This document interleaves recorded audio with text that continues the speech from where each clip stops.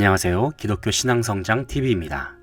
오늘은 온라인 예배는 어떻게 드려야 하는지에 대해서 함께 생각해 보겠습니다.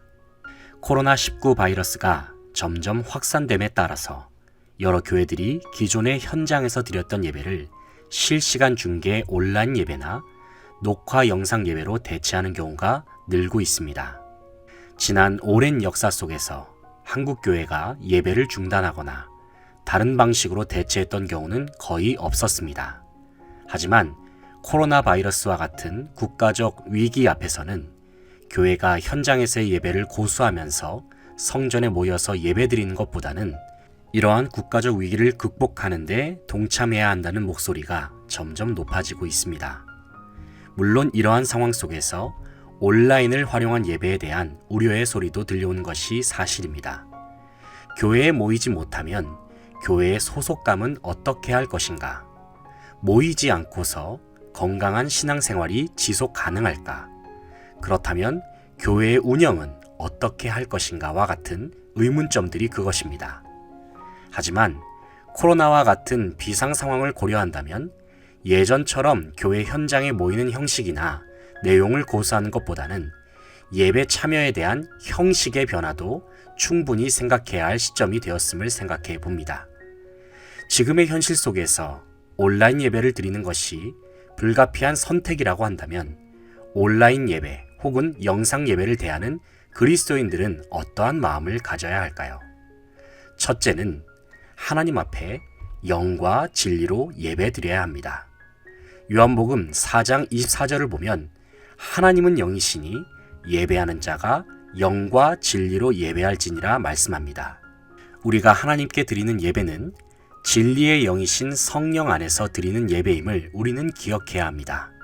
성령님은 예수 그리스도를 믿는 주님의 자녀 안에 언제나 거하십니다. 비록 우리의 몸이 성전이 아니라 가정에 있다 하더라도 우리의 예배는 성령의 인도하심 속에 드리는 예배입니다. 예수 그리스도 안에서 영과 진리로 드리는 그 예배를 주님은 기쁘게 받아주십니다. 둘째, 교회를 기억하며 예배해야 합니다. 하나님은 우리를 하나님의 자녀로 부르셨습니다. 하지만 동시에 하나님은 우리를 주님의 몸된 교회로 부르셨습니다. 고린도전서 1장 2절을 보면 사도 바울은 교회를 이렇게 표현했습니다. 하나님의 교회 곧 그리스도 예수 안에서 거룩하여지고 성도라 부르심을 입은 자들. 교회는 성도의 모임, 다시 말해서 공동체라는 것입니다. 비록 코로나 바이러스로 인해서 우리가 교회로 모이지 못한다 하더라도 각 가정에서 예배하는 성도들은 우리 각자가 주님의 몸된 교회의 지체요, 한 공동체요, 한 가족임을 늘 기억해야 합니다. 셋째, 정성을 다해 드려야 합니다.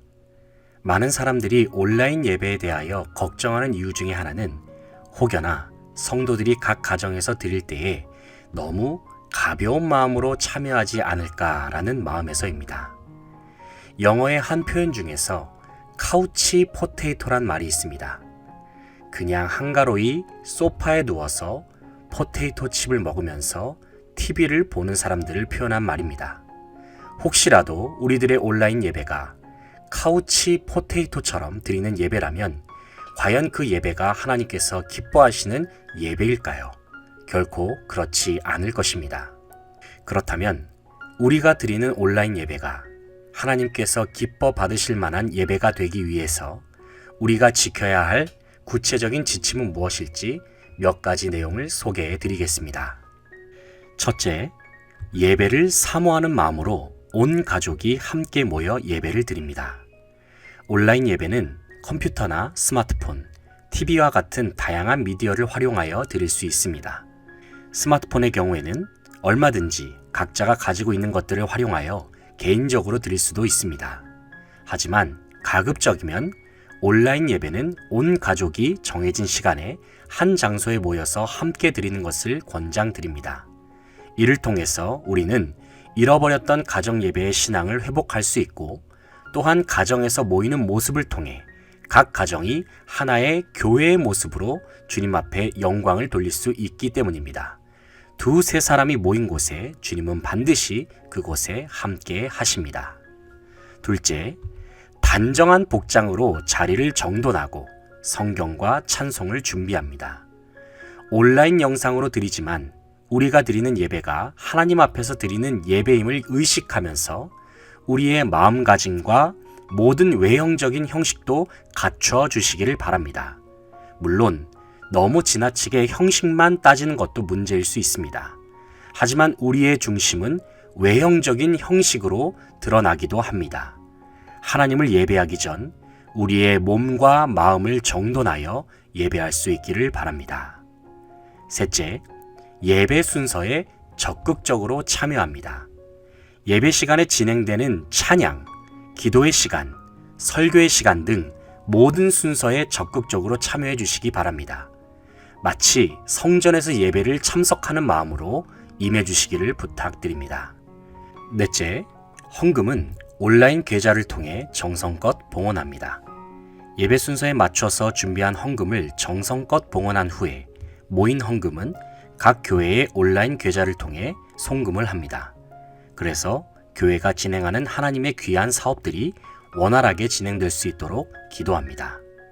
마지막으로 예배를 마치면 나라와 민족을 위하여, 교회를 위하여, 서로를 위하여 중보 기도를 합니다.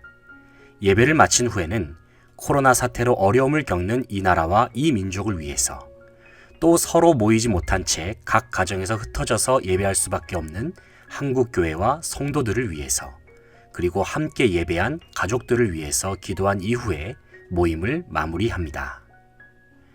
하나님께 드리는 우리의 예배는 결코 멈출 수 없습니다. 비록 그동안 아끼고 사랑해왔던 예배당에 모이기 어려운 현실이 되어서 가슴이 아프긴 하지만 우리의 예배는 중단될 수 없습니다. 지금은 어쩔 수 없이 각 가정에서 온라인 예배를 드려야 하는 상황을 맞이했지만 이러한 시기에 다시 한번 예배의 소중함을 느끼고 교회의 소중함을 생각하면서 잃어버렸던 신앙의 순수성을 다시 회복하는 계기가 되기를 소망해 봅니다. 지금까지의 내용이 도움이 되셨다면 구독과 좋아요를 부탁드립니다.